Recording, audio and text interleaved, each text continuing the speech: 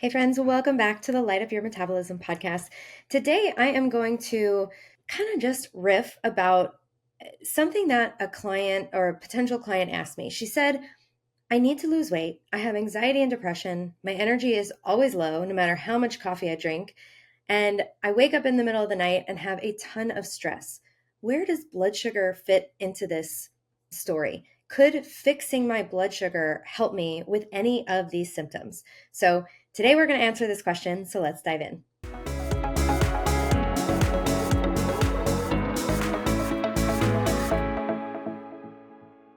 Hey friends, welcome back. And I'm so excited to dive into this question about this client who is saying that she's struggling with her weight, having mood issues, low energy, sleep issues, waking up at night, and lots of stress. Now, she's asking, I don't understand blood sugar. How does blood sugar fit into what is going on with me, especially considering I don't have a diagnosis of diabetes or prediabetes? So here's what we talked about when I had a call with her. So first we have to talk about what is blood sugar? What does that mean? Now, I used to think that I didn't have to pay attention to my blood sugar because I wasn't diabetic. I didn't realize that so many of the sort of personality traits that I had and the ways that I would label myself had to do with my blood sugar. I was the hangry friend. I thought I was a foodie, and that's why I always carried snacks with me. I would always be thinking about my next meal. And I considered myself a breakfast person because if I didn't eat breakfast, I'd be really shaky. And but again, blood sugar wasn't on my radar. My hormones were messed up. I had really low energy. My immune system sucked. I had all different issues. But again, blood sugar not on my radar. So when we look back at saying, what is our blood sugar? Well, it is an energy source that is in our blood. Obviously, it's the glucose in our blood. And the body likes to keep this amount of fuel very tightly controlled. So if our blood sugar goes too high or too low, it's like Goldilocks. We want it to be in this Goldilocks zone. It doesn't like it too high, it doesn't like it too low, it likes it just right. It needs to have some of this fuel on hand to be able to use just in case. Now, the other thing to keep in mind about our blood sugar is that it is only one of the many fuel sources that we have. We also store sugar in our liver, and that's called glycogen. Now, the body should be able to tap into this stored sugar in the liver if the sugar in the blood goes a little bit too low. So think about it like the fridge. It's like, okay, I'll keep some of the snacks here on the table, and I have some more in the fridge in case we run out of the ones on the table. Now, there's even more stored energy on our body just in case we run out or we go too low in the blood sugar. We run out of the glycogen in the liver, which it can hold about 2,000 calories. Now, once we use all that up, what do we have left? Well, we have the deep freeze, right? That's like downstairs in the basement or in the deep freezer in the garage. This is our body fat. So when we store energy on our body as body fat, we should be able to tap into that after the glycogen gets used up or at different times of the day just to continue to fuel our body. Now, when all these things are working right, our brain, our muscles, our organs can get and use this fuel all the time. Now, I use the word metabolism a lot, and that can be a confusing term to people. A lot of people think it's just like, oh, how many calories am I burning? But it's more than that. When we think about metabolism, there is a breaking down and a building up of of things, right? So catabolism is part of the metabolism, and that's like breaking things down. So when we digest food into glucose, amino acids, fatty acids, and these things turn down into electrons. And so we have to be able to break stuff down to be able to use these things for fuel. And then there's anabolism, which is building things up, like repairing tissues, making hormones, storing energy for later.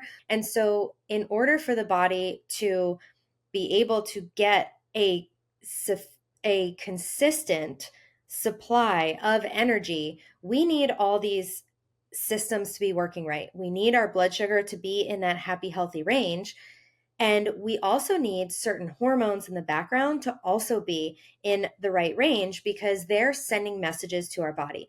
So let's go back to our blood sugar. When we eat a meal that elevates our blood sugar because it has carbohydrates and proteins, the amount of the sugar from that food is going to digest and go into our bloodstream and raise our blood sugar. Now, this is going to cause the pancreas to release insulin because remember, the body doesn't like the blood sugar to be up too high. So it's going to release insulin. So that insulin is going to put away that blood sugar. It's going to take the sugar out of the blood and store it into the body. Insulin is sending a message to the body to store, to build, right? So that's that anabolism we just talked about. So when we have a lot of insulin in the blood, that's a helpful thing because we need to build and we need to store. Now, if insulin is chronically elevated, we are going to be stuck in this building phase. We are going to be stuck in this building fat, storing energy phase. Now, what happens between meals if I start to run low on glucose from my last meal? Well, what should happen is the glycogen in the liver should be secreted to help sort of top off those blood sugar levels. That's no big deal for the body. That's not stressful on the body. That's just a normal sort of checks and balances.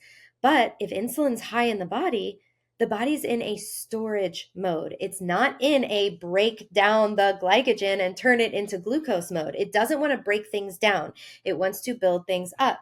So when there is insulin resistance, many people, not all people, will feel that if their blood sugar is kind of ticking down, that they start to feel hungry. All of a sudden, and this was me, it would be like a couple hours after a meal, I'd be like, oh my God, I'm starving. Or I would feel symptomatic. I would feel dizzy, shaky, hangry, anxious, lightheaded, have difficulty concentrating, feel weak, feel tired, have cravings, have urgent hunger, feel anxious, shaky, panicky, headaches, migraines. All of these symptoms can be symptoms that the brain is not getting the energy that it needs because we are not able to do the breakdown part of the metabolism. So now the brain is struggling to get energy. And so it will send us symptoms so that we go and get food because that food can then be broken down and used as energy. So what's really happening here is that when we have certain hormonal imbalances, and insulin is not the only one that can cause this, we'll go into another one in a second, but when we have hormonal dysregulation in the background, we may struggle to use stored energy as fuel in between meals. Now, when you have difficulty using stored energy, that means you're going to be reliant on eating food every couple of hours, maybe having a little snack, or maybe you just start to think about food because maybe it's not super intense right away, but maybe it's just like, oh, I need a little snack. Like, oh, I need a little pick-me-up. Oh, let me get another coffee. These sort of little behaviors where we're snacking and grazing throughout the day. That was another one of mine. I was always just picking on something. Handful of blueberries, handful of almonds, a little piece of chocolate, another coffee, or like a juice, like a green juice, or like it was always healthy foods, but I could never make it from one meal to the next without thinking about food, without feeling like I was feeling snackish or hungry. Now, blood sugar issues show up really differently for everybody. So that's just one possible pattern of having this show up for you. So again, we're talking about being able to access stored energy as being a really important highlight of having a healthy metabolism, meaning our bodies can make and use and break down things to make energy to do stuff with this energy, right? So another hormone that can get really dysregulated and can really impact our metabolic health and especially our brain's ability to have the energy that it needs and be able to use stored energy is leptin. So leptin can get dysregulated for a variety of reasons, but one of the primary reasons leptin will get dysregulated is our light environment. This is why I'm constantly talking about being outside and being in the sun and not having too much blue light on you and using red light therapy and incandescent lights. I have my red light therapy on my stomach as we speak because I'm inside. So When we are exposed to chronically high levels of blue light, specifically at the wrong time of day, like after the sun goes down, we can drive leptin dysregulation because leptin has light sensors on the actual hormone itself. So, what does leptin do? Why is it important in this story? Well, leptin is a hormone that's made in our fat cells. It is a master circadian hormone, and this hormone travels to the brain between meals, but also at night to give a message to the hypothalamus, which is a part of our brain that's kind of like the air traffic controller in our brain. And it says, hey, here's how much stored energy Danny has. She's got this much sugar, glycogen in her liver. She's got this much glycogen in the muscles and this much stored body fat. And if leptin is communicating well with the brain, it will accurately read the amount of energy stored. It also tells it about electrical charge and all these things. So if that's working well, it may say, you know what? Danny's got a little bit of excess body fat. So tomorrow, you can feel free to lower her appetite a little and feel free to tap into that body fat. Go ahead and be in that catabolic state of breaking down. That's okay. You can do that. We are safe to do that. We have excess, we have abundance. And so now let's come back to balance. So that's how leptin can help balance and regulate our appetite so that we can tap into stored fat on the body. A lot of us, like this person who we talked about at the beginning, she has no energy, but her goal is weight loss. She says she has a lot of excess weight to lose, maybe about 40, 50 pounds. So she has stored energy all over her body and she has no energy. So, what is that telling us? It's just telling us this is an access problem. So, what's likely happening is that she has high insulin. So, she's in a building phase, not a breaking down phase. And she likely has leptin dysregulation, where the leptin's not talking to the brain, or the brain is resistant to the message of leptin. It's like, I don't want to hear you anymore. So, what happens in that case is that if the brain does not hear from leptin, it's going to assume the worst. It is going to assume you are starving, you have no stored body fat, you have no glycogen, there's a famine. So, tomorrow we better raise your appetite, go out and get food, and definitely don't be breaking things down. There's a no-go on the catabolism. We need to be in a building phase. And you know what? Why don't you raise insulin and while you're at it? This is often what I see, especially when leptin is very low.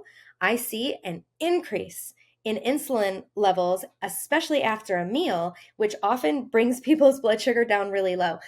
Because my theory is that if our body thinks we're in a famine, it is going to want to store things, the anabolism. It's going to want to build. It's going to want to put on the reserves, pack it away because we have nothing. There is a famine. We need to store fat for the winter, basically. So when our leptin system is broken, we are not going to see that we have any stored energy. The brain is going to be like, all right, blood sugar's running a little bit low. Do we have any glycogen in the liver? No, that's a no. Okay. Do we have any body fat? No, we don't have that either. Okay. We better make her hungry. She better go eat. So this is where people can feel chronically hungry all the freaking time, not be able to lose weight, and have no energy. This is why. And so when I talk about metabolic health, this is what is at the root. Now, let's go into this person's symptoms where we talked about needing to lose weight and not being able to. This is heavily controlled by our blood sugar and our leptin. There's also a cortisol pattern that we should probably talk about as well, because she's waking up in the middle of the night. She also said she struggles to fall asleep. So let's bring in cortisol and talk about that hormone, because that's really important too, because she also says she has a ton of stress. So we know that cortisol is one of our major stress hormones. It's not that we don't want any cortisol. We want the right balance of cortisol. Same thing with most hormones. We want it in the right Goldilocks range. Now, cortisol is a hormone that, yes, is associated with stress, but it's also essential for feeling awake and alert and energized and having a sharp mind and anti-inflammation and a lot of different things. And cortisol opposes a hormone called melatonin. Melatonin, we know, is associated with sleep, but it also runs almost all of the repair processes in our body. Now, cortisol will rise during the morning. It will peak kind of when the sun is peaking, and then gently start falling and then be nice and low at night so that we can feel tired and go to sleep. Melatonin does the exact opposite. It will go low in the morning so we're not tired and groggy, so we can feel alert, and it will gradually start to rise in the afternoon, in the evening, and then be higher as the night goes on so we can sleep and run all the repair processes. So we need those opposing cortisol and melatonin curves.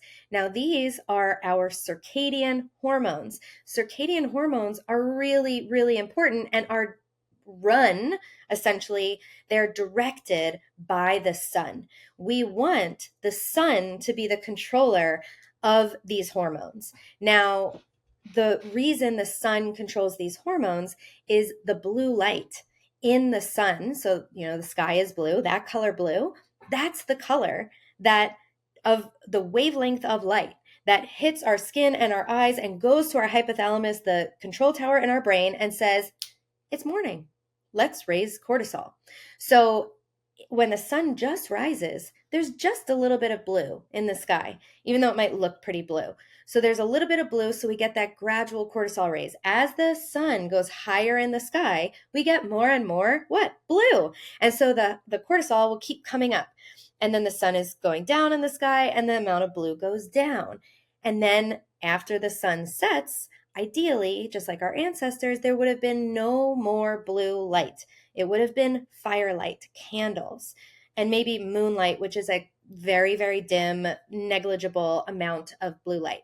So we have no blue light after the sun goes down, and that's what allows the cortisol to fully come down, and that absence of blue light allows melatonin to be released so we can sleep and repair and have really good blood sugar regulation. Even one night of poor sleep drives insulin resistance the next day, will make us hungrier, will make us crave snacks more and sugar more the next day. We will have higher blood sugar, or we will have more blood sugar crashes the next day after one night of poor sleep.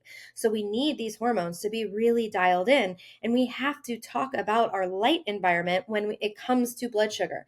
Because if instead of all the lights being off and no blue light during the day, during the evening when the sun goes down, and we turn on the TV, we're scrolling on our phone, we're turning on light bulbs that are mostly LED lights with a big spike of blue, what are we doing? All of a sudden, we have just told our body that it's daytime. Maybe we told it that it's 3 p.m. So all of a sudden, instead of doing 7:30 p.m. stuff, it's doing 3 p.m. stuff. Now you have actually told your body to secrete the wrong hormones. You've told your body to secrete cortisol. So now it's thinking it's doing daytime stuff. And what happens when cortisol goes up? Blood sugar goes up. What happens when blood sugar goes up? Insulin goes up. What happens when insulin goes up? It blocks out leptin from communicating with the brain. So now we have leptin resistance. We have a leptin and the brain are not talking. We have high insulin, keeping the body in a fat storage mode, not breaking down, not using body fat. We have blood sugar that has been elevated, and maybe it's crashing all night, or maybe it just stays elevated all the time. And we also have high cortisol levels.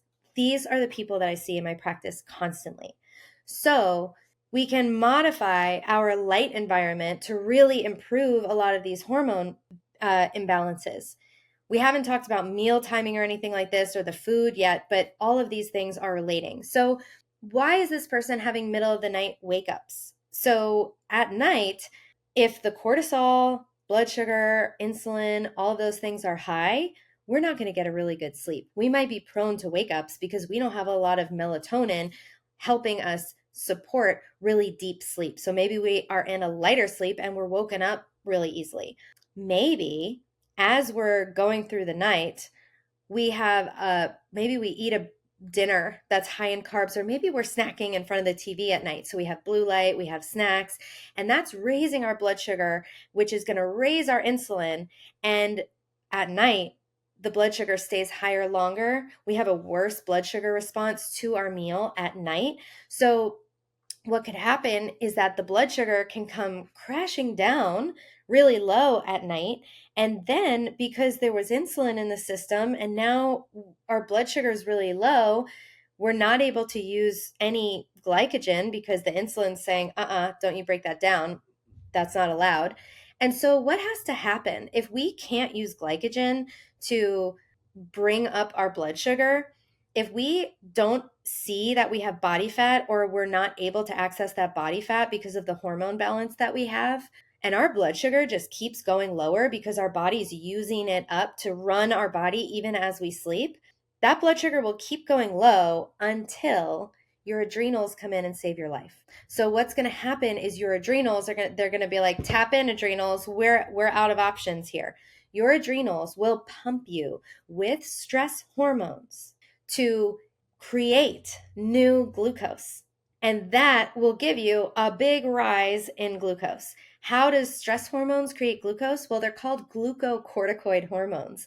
They will override signals and come in and tell your liver, boom, we got to release some sugar, or it will break down your muscles, your amino acids in your muscles to create new sugar.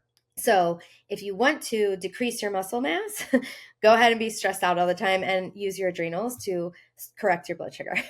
I'm joking. So this is a really big issue. I hope you guys are starting to see how these things all connect. And I know it's really complex, but it's once we really understand it, we can understand how to fix it. So we talked about insulin, we talked about leptin and cortisol, and we talked about how these hormones can keep our body fat locked up. It can keep us with blood sugar crashes, or we may just have high cortisol all the time, which is keeping our blood sugar just chronically elevated, because remember, the cortisol and glucose, they sort of follow a curve. And if we just have so much excess cortisol, our blood sugar can struggle to come down. So stressors are a big, big factor here, because they're going to say, do we need to keep producing stress hormones, which is going to keep our blood sugar high, which is going to keep insulin high? Like, it's that whole cascade. The other thing is that cortisol might be low. It might be cycling backwards. So it might be low during the day and then it goes high at night. This is going to leave us with difficulty falling asleep. And so we're not going to sleep as well. We're going to have more insulin resistance the next day. We're going to be groggy in the morning because our melatonin is going to be high at the wrong time. Perhaps we're never outside. And this is going to just fuel this negative cascade of feeling groggy all the time. And then you have all this caffeine to try to increase your energy. And then you're finally energized by the nighttime. And so you're like, oh, I finally feel good. And then you can't fall asleep, tired and wired. Very, very common. And this is only going to contribute to more dysfunction. So now, I guess we have to talk about the anxiety and depression piece. So one thing that's important to know is that all of our cells use glucose for energy, or can use glucose for energy. Every single cell can struggle to use glucose for energy. So our blood sugar affects every single cell, organ, and process in our body. So when I say organ, it might mean we may struggle with fatty liver. It can affect our fertility. It can affect our hormone balance. It can affect our joint health, our gut, our stomach, our teeth, our skin, our eyes, our brain. So it can affect everything. It can affect just feeling overall inflamed. Now, that's why symptoms of blood sugar issues are so diverse and so widespread, and everyone has such a different pattern because it impacts different cells and organs and processes differently in different people. So, how does anxiety and depression relate?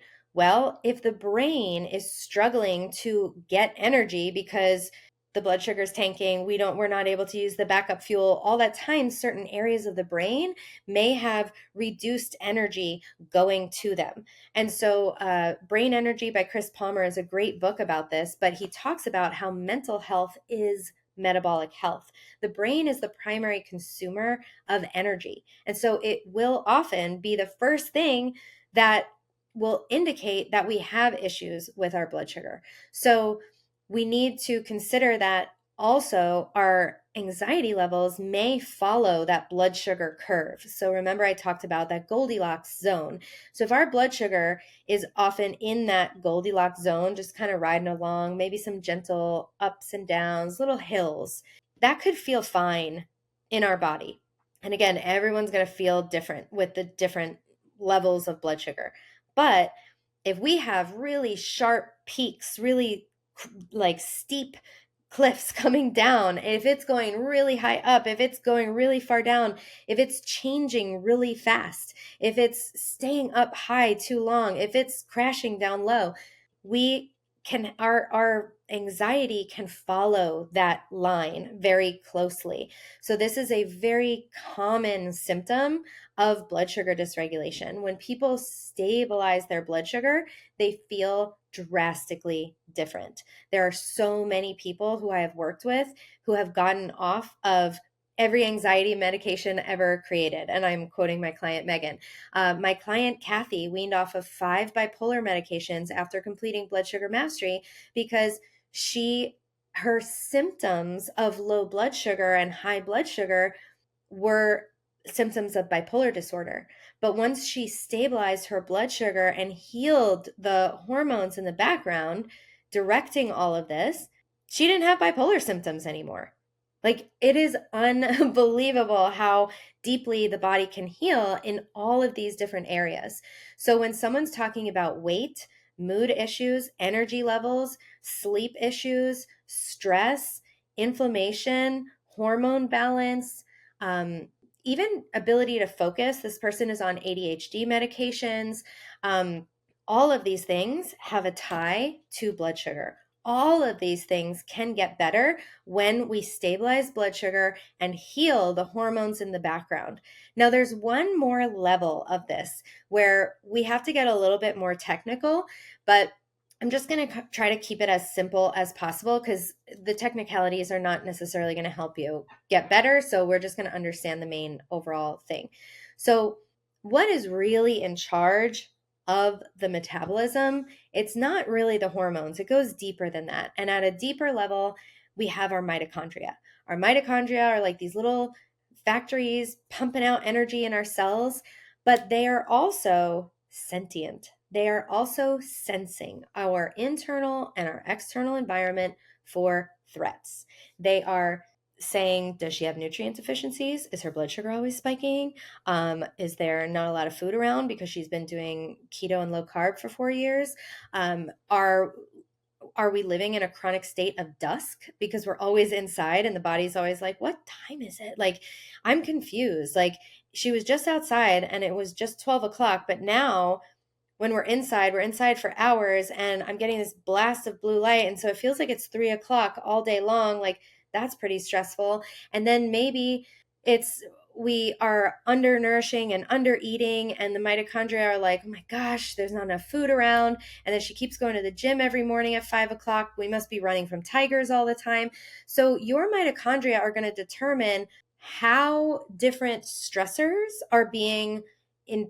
They are what are interpreting the stressors. They're going to say, oh, she's lifting a little bit of weight and we're feeling good. We have some nutrients on board. We know what time it is. We're getting lots of good light. We're getting grounding and we're getting nourishment. And we're getting connection and joy and laughter with friends and meaningful relationships.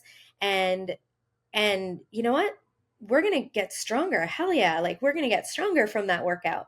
But a different person whose mitochondria are saying, oh my gosh, we have all these suppressed emotions. She's not speaking her truth. She's staying in a relationship that's unfulfilling. She's letting her boss walk all over her. She feels like she has no control over her life. She's been cutting all these calories or cutting carbs for so long, trying to do everything perfectly. There's so much pressure. That person goes to do a workout. What's going to happen? The mitochondria are like, oh my God, everything's trying to kill me. We're running from a tiger. So what we want to do is we have to also, in addition to working on stabilizing our blood sugar and balancing all these hormones with our diet, with our environment, with our lifestyle choices, We also have to think about sending signals of safety to our nervous system, because our nervous system is big controller of our blood sugar. The nervous system can send us into fight or flight, and what happens? We get secretion of stress hormones like cortisol and epinephrine. And we were just talking about cortisol. We were talking about how when cortisol rises, blood sugar rises. And sometimes for some people, when blood sugar rises, it also crashes. So we can get all of this, we can be eating the perfect, most clean diet. But if our lifestyle and our emotional regulation is subpar, or if we are chronically stressed without sending signals of safety to our body. Like, I'm going to give you an exercise right now. So let's say someone's like, oh my God, I'm super stressed all the time. Like, oh, does that mean I can't heal my blood sugar? No, we have to bring the body out of these highly stressed states so that we can send signals like, hey, I know a lot's going on, but you are safe. You are safe and we are okay.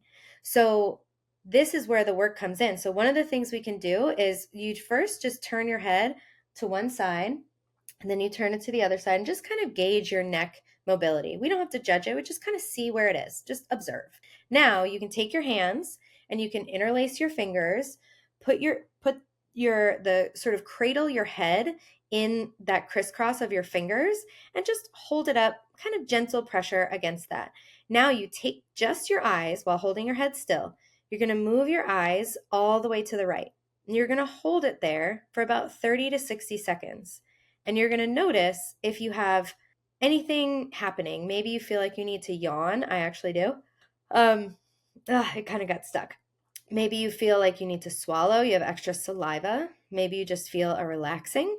And maybe you don't feel anything at all. That's okay. Just hold it for about 30 to 60 seconds, and then you could change sides. So you change to the other side. You're looking all the way to the left as far as you can, kind of comfortably. And hold on, I'm yawning. Okay. Still kind of got stuck because I'm like half talking, half not. Oh my gosh. Ooh. I feel like a little high. Like I feel, if you're watching this on YouTube, you probably see a change in what my face looks like right now. So now we can look again to the right and to the left and notice, oh, I have even a little bit more neck mobility, right? And it's okay if you don't. We can do simple strategies like that to support our vagus nerve, to support pulling us into a more parasympathetic nervous system state, to help tell our body that it is safe. So we need to have a nutrient-dense diet that supports our blood sugar stabilization. It needs to help us go long periods without eating, because the more we eat, the more we're spiking insulin and the less we will have access to our stored energy. We need to focus on having the right amount of minerals. When we are chronically stressed, or if our blood sugar is crashing a lot, we are going to be so low in minerals, and this is going to drain our body's ability to stabilize the blood sugar and to perform normal functions, because it depends on minerals that we consume. We can't make minerals, so we have to consume these minerals, and that's one of the ways that our blood sugar stays stabilized and we feel energized and clear. So that's often something when someone's drinking a lot of coffee, they're very minerally deficient and dehydrated, and that's going to cause a lot of problems. So we need the diet piece to be locked in.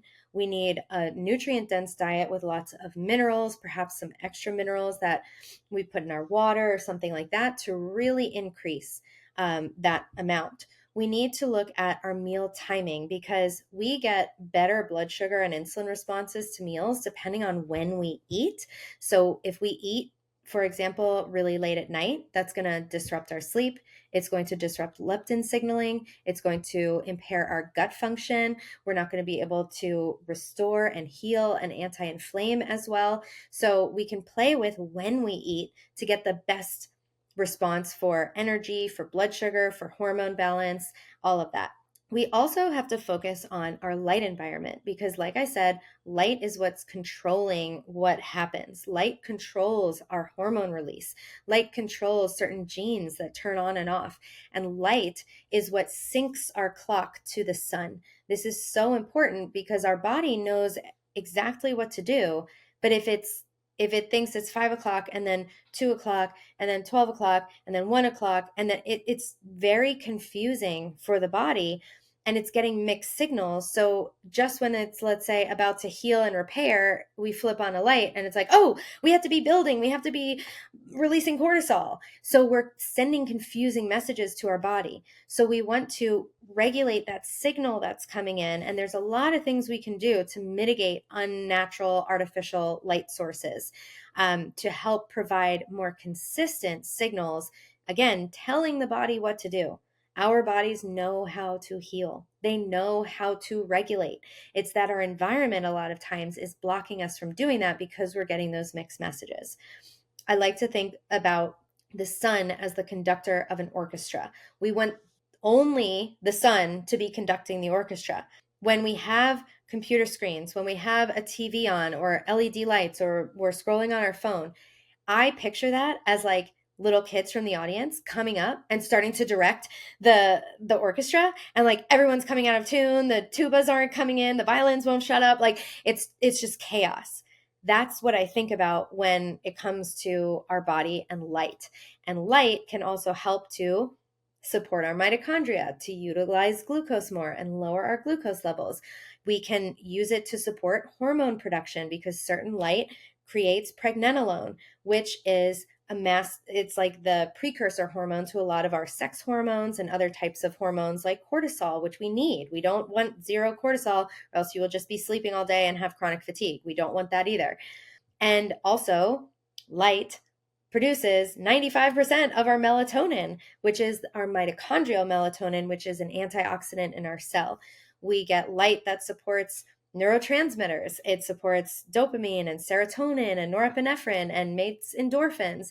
And then other type of light helps to sensitize us to insulin and leptin and helps to create vitamin D, supporting our hormones and supporting our blood sugar regulation and supporting our bone health. I mean, there's just so many benefits of different types of light. I have now started to think about light as a nutrient. So just like we need a nutrient-dense diet, we need nutrient-rich light that is supporting healing our body. We also need electrons. We need to be grounding. We need to be moving our body. If you have chronic fatigue and movement makes you feel bad, we can do gentle movements, even just flexing and bending the wrist, even just pressing the hands down into a tabletop a couple of times. Just movement in general, so we can do gentle neck circles, can create what's called piezoelectricity. We are bringing movement into our cells. If you are not in the chronic fatigue, super sensitive category, we need to be moving our body. We need to be walking. We need to be building muscle as we are able, because all of these things are going to help sensitize our body to insulin, provide a really rich amino acid storage for our body for building and repairing tissues. So we need all of those things. We also need to support our liver, which is like the soccer mom organ for our blood sugar regulation. It's going to remember I talked about we have sugar stored in our liver. Like, it is controlling our level of blood sugar. It's helping support detox.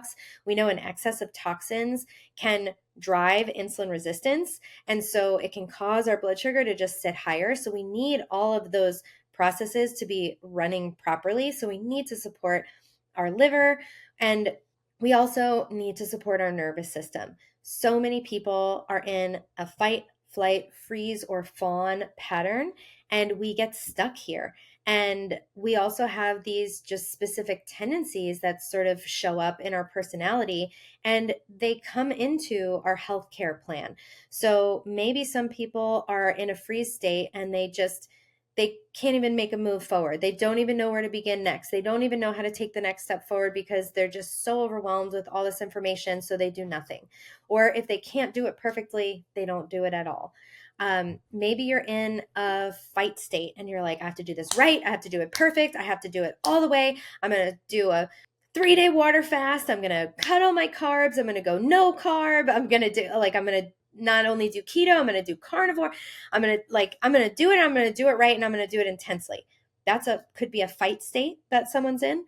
We could have a flight state. It's like, oh, I'm going to buy this course and I'm going to do this, talk to this practitioner and get this testing and buy this supplement and this supplement and this biohack and this thing and this, and it's like all over the place. It's like so many things. It's like the next. There's a lot of outsourcing of our own innate intelligence in all of these things. We're not actually listening to our body. We're not actually listening to, what does my body need right now? Is a 5:30 a.m. workout really what my body needs? Or is it something that I think I should do? Because if I don't do it, I'm lazy. And then there's a fawn state. A fawn is like people pleasing on steroids, where it's your safety depends on regulating everyone else's emotions and safety around you. And so it's maybe, oh, I can't turn the lights off at night because my husband will get upset, or like, I don't think he'd be okay with it. Maybe not even having the conversation, not speaking up for yourself, saying yes to things you don't want to say yes to. Maybe all your friends are going out and you don't want to upset anybody, so you also have a drink and a piece of cake because you don't want to insult anyone. Maybe, and I'm saying this with love. I'm saying this with love. I'm not saying this like with a tone of making fun of. It kind of sounded like that in the last one, and I want you to know that that is not what I'm coming from. I am not judging you, because I am also heavily in a fawn state. I'm showing this to you because most of the time, and I'm going to start getting emotional, when someone is in a fawn state, I'm going to go out on a limb and say it's because we don't know we have another choice. Waiting for the tears to for the emotions to come back down. I think that there's so much fear locking us into this nervous system state because we don't think we can have the conversation because it doesn't feel safe. And so I'm not judging anyone for being in this spot, but this is where we can shine a light of awareness onto these patterns and say, wow, this is really affecting my health. And so, okay, maybe I need resources to have a conversation. Maybe I need help from a therapist to be able to have a conversation with my husband. Maybe we need to go to couples therapy. Maybe, I need to just, maybe the first thing I need to do is just remove myself from the living spaces and make my own space and say, this is where I'm going to be hanging out at night because this is really important to me and I want to see how this helps impact my health. And so maybe it starts with a little boundary, right? So if any of these things feel like things that you're struggling with, things you want help on, things that you need personalized to you, if you want strategies to know if you're in these fight or flight or freeze or fawn state, if you want to improve all of these areas of your health, I would love to support you. So right now, enrollment is open for the 25th round of Blood Sugar Mastery, which is my signature program, which helps people just like you absolutely transform their health and have so many benefits. My client, Sarah, reversed her type 2 diabetes in a couple of weeks in the program. She's doing amazing. My client, Bailey, just reversed her pre-diabetes, and she shared that her blood sugar was sitting over 100 all the time. Now her fasting blood sugar was like 108. Now her fasting, oh my God, you guys, 77. She posted a picture of it in the community yesterday. I was freaking out. Her fasting blood sugar is 77. Her blood sugar after meals is like 90. She's hanging out in the 80s and 90s all day. That is absolute regulation. But the best part about this is that they are feeling so much better. They're sleeping better. They're more energized. Their moods are better.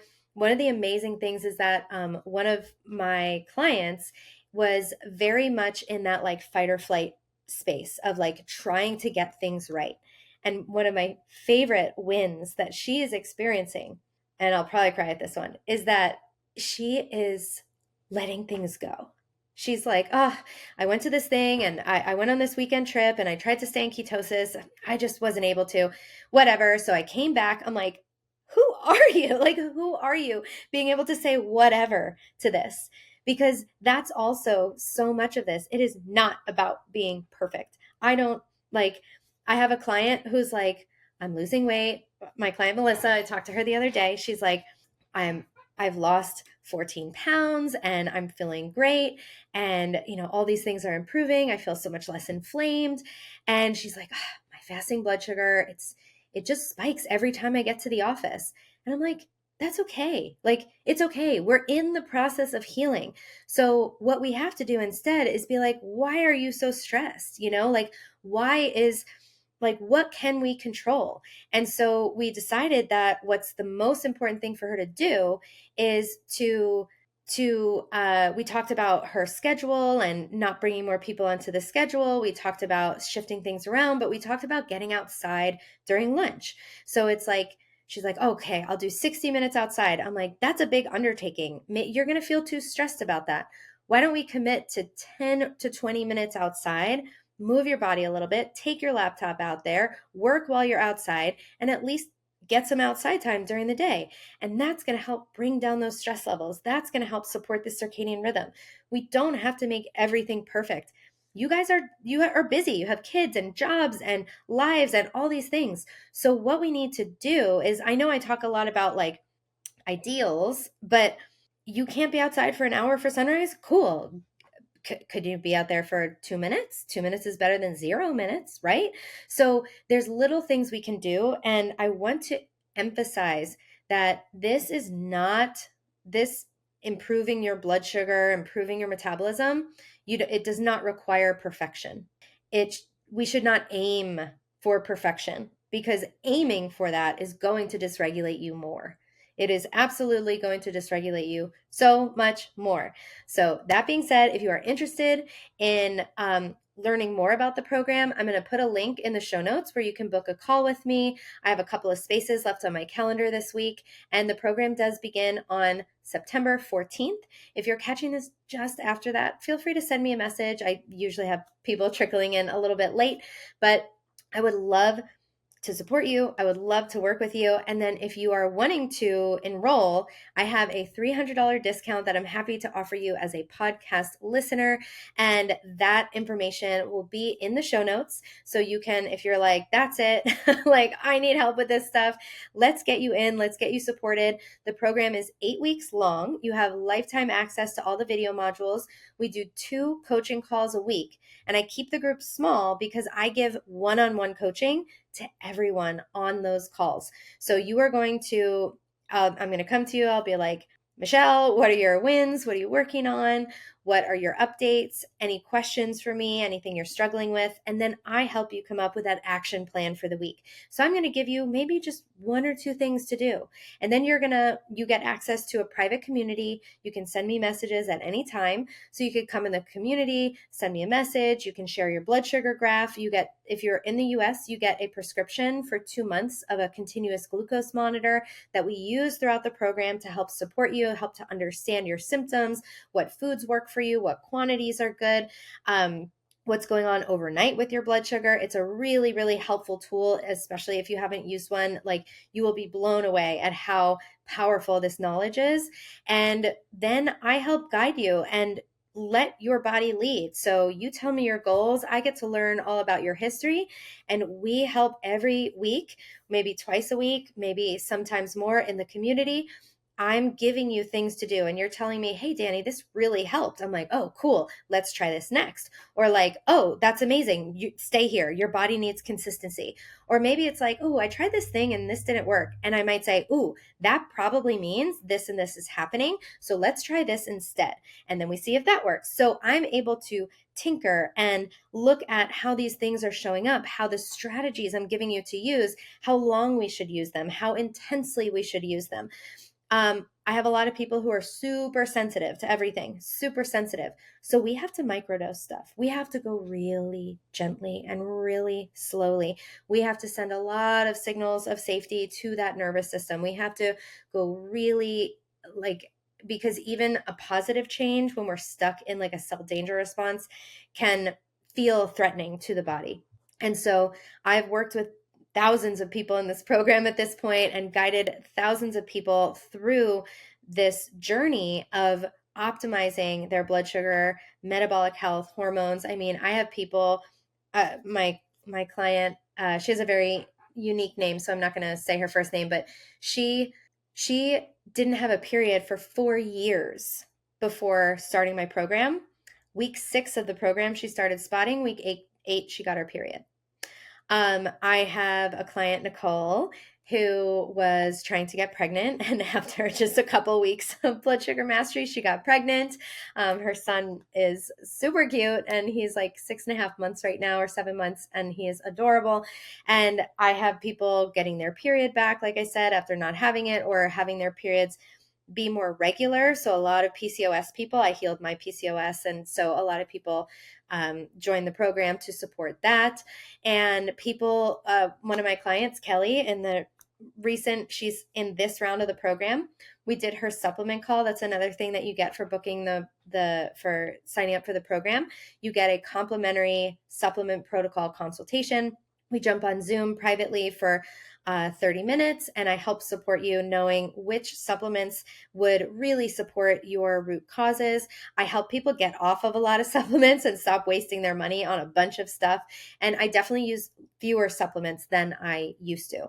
But we did our supplement call, and then she booked another call with me because she just wanted to get a little bit of a head start before the program began.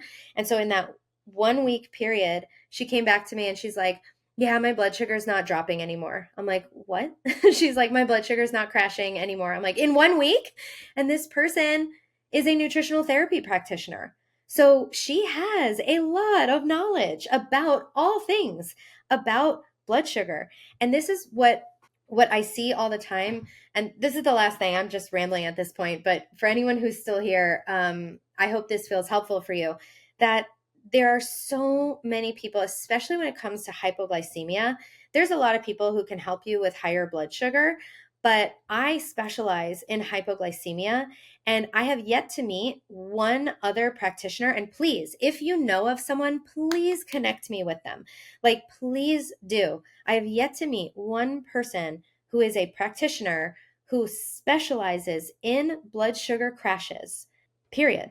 Like, I don't know of anyone else who does this type of work. And it is very challenging to heal hypoglycemia because so many times we have to go backwards before we can go forwards, because all of the traditional strategies to help blood sugar, they can certainly help a lot of people with hypoglycemia. But for some people with hypo who are really kind of a little bit further into the progression of this, things like not eating between meals, not having food before dinner, before bed, being able to lower carbs, being able to work out, being able to go in the sun or the sauna, or like all those things, they don't work for people who have hypoglycemia. And so if you are struggling with persistent hypoglycemia for a really long time, I have had the benefit and the blessing to work with hundreds of people with hypoglycemia and have become, I'm going to call myself an expert in helping people to reverse that pathway forward. My client Yanides, she was able to heal her hypoglycemia. She just had a baby. She lost all her baby weight. She no longer has to eat every 2 to 3 hours. She's only eating 3 meals a day. She's sometimes fasting now. Her blood sugar is improving. I mean, it's just unbelievable. And I'm just so thankful. Thank you to all. Oh God, I'm going to cry. Thank you to all of my clients that have taught me so much, because I have been able to now help so many people with this debilitating condition, because I've learned through helping, through you guys showing up, through sharing your experience, through being willing to experiment, being willing to try different things that feel uncomfortable, or that feel new or different, like standing outside in the grass in your pajamas, like watching the sunrise. Like that's not a normal thing that people are recommending. And so yeah, I'm so grateful to all the people, all the past members of Blood Sugar Mastery, for helping me really hone my skills and have so much experience and wisdom with helping guide people through these challenging and really stubborn cases of blood sugar dysregulation and metabolic health issues. And it goes the same thing for people with chronically high blood sugar too. Some people are just trying to do everything, and they're doing everything so much and doing it right. And they're like, I guess my blood sugar is just meant to be this high. That's not the case. I'm telling you, it can come down, and it will. It absolutely will come down. So If you think that I'm a good fit for working together, or if you want to learn more, you want to hop on a call, let's do it. I can't wait to run this next round because I can't wait to see you all improve. Like I am addicted to watching my clients' lives transform. So thank you everyone for listening. I will see you next week for another episode. Bye.